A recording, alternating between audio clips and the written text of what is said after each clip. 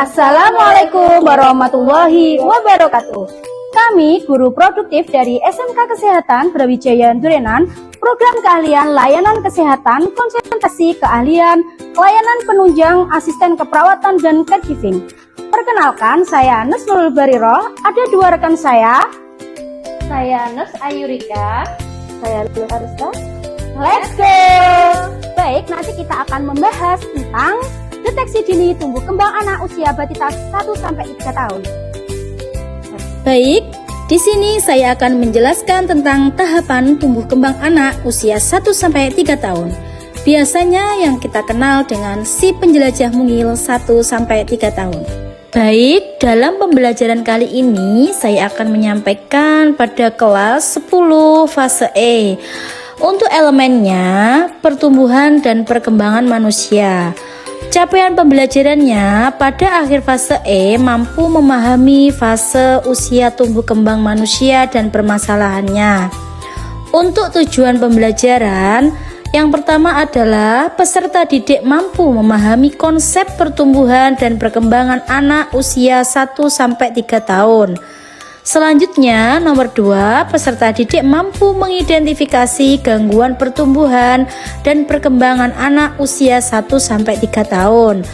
Kemudian, yang nomor 3, peserta didik mampu menunjukkan gangguan pertumbuhan dan perkembangan anak usia 1-3 tahun.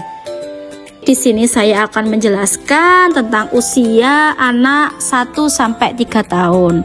Nah, biasanya anak 1-3 tahun itu disebut juga dengan golden period atau masa keemasan.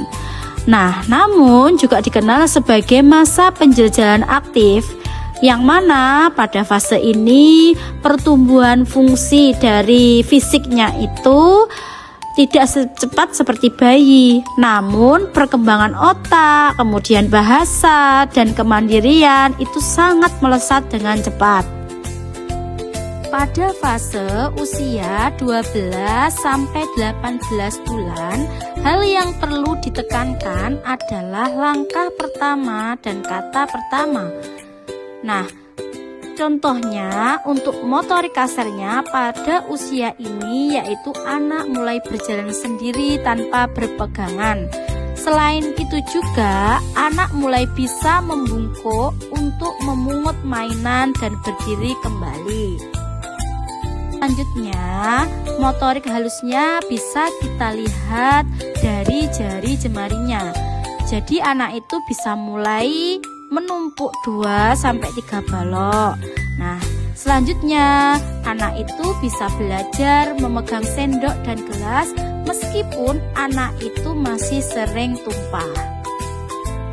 Selanjutnya, dari segi bahasa dan bicara, anak mulai mengucapkan kata-kata yang bermakna selain mama dan papa.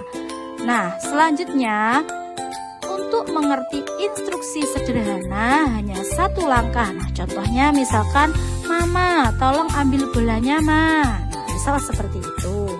Selanjutnya, biasanya anak suka menunjuk benda yang diinginkan. Kemudian, dari segi sosial dan emosional, anak pada usia 12-18 bulan itu mulai menunjukkan rasa cemas pada orang asing. Biasanya ya juga seperti menangis, nah seperti itu. Kemudian sangat lekat dengan pengasuh utamanya. Nah, untuk selanjutnya pada anak fase ini, motorik kasarnya adalah anak biasanya sudah bisa berlari meski kadang sering terjatuh.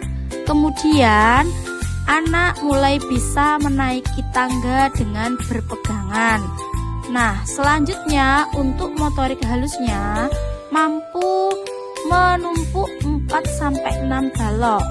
Selanjutnya anak juga bisa mencoret-coret kertas secara acak. Kemudian pada fase ini gaya bahasa dan bicaranya anak sudah mulai bisa menggabungkan dua kata seperti Ma, mau susu, lihat kucing, misalkan seperti itu. Selanjutnya, mampu menunjukkan bagian tubuh saat ditanya. Contohnya misalkan, oh ini apa? Ini hidung, misalkan seperti itu bisa menunjukkan bagian tubuhnya sendiri. Pada fase usia ini, sosial dan emosional anak sering terjadi tingkah yang berlebihan, seperti tantrum. Nah, ini adalah cara mereka mengekspresikan frustasi karena keterbatasan bahasa. Selain itu juga, anak usia ini itu bisa mulai meniru perilaku orang dewasa, seperti menyapu. Terkadang anak juga bisa menirukan orang dewasa menelpon. Tetapi anak usia ini belum mampu bermain bersama teman-temannya. Baik, selanjutnya saya akan menjelaskan tentang gangguan dari anak usia 1-3 tahun. Pada anak usia ini terkadang ada mengalami gangguan bahasa. Nah, gejalanya itu biasanya terlambat bicara atau yang disebut dengan speech delay. Kemudian menjawab pertanyaan dengan kalimat yang sederhana. Selanjutnya, biasanya anak itu akan kesulitan untuk menceritakan sebuah cerita secara berurutan. Kemudian kesulitan untuk menyampaikan ide, mengungkapkan perasaan dan keinginannya.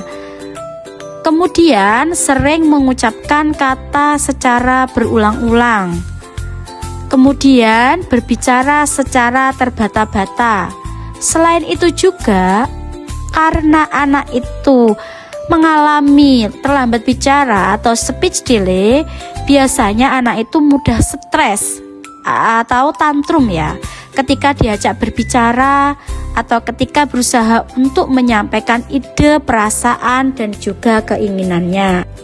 Selanjutnya, untuk menghindari hal tersebut, perlu adanya stimulasi dari pengasuh.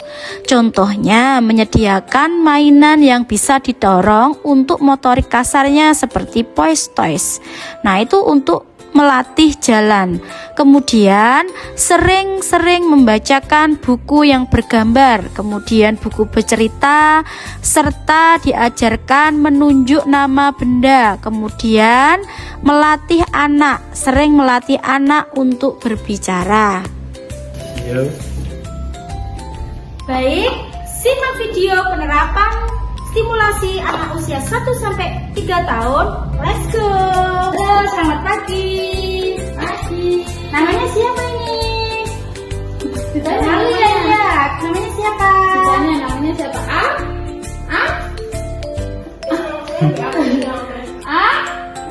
Audi. Audi umur berapa ini sekarang, Ma? Umurnya 3 tahun. 3 tahun. Baik, Ma, nanti kita lanjutkan untuk timbang berat badan sama tinggi badan ya, Ma ya. Oke, siap. Yuk. Ya, berat badannya 15 ya. Bentar, sekarang diukur tinggi badannya ya. Tinggi badannya 93.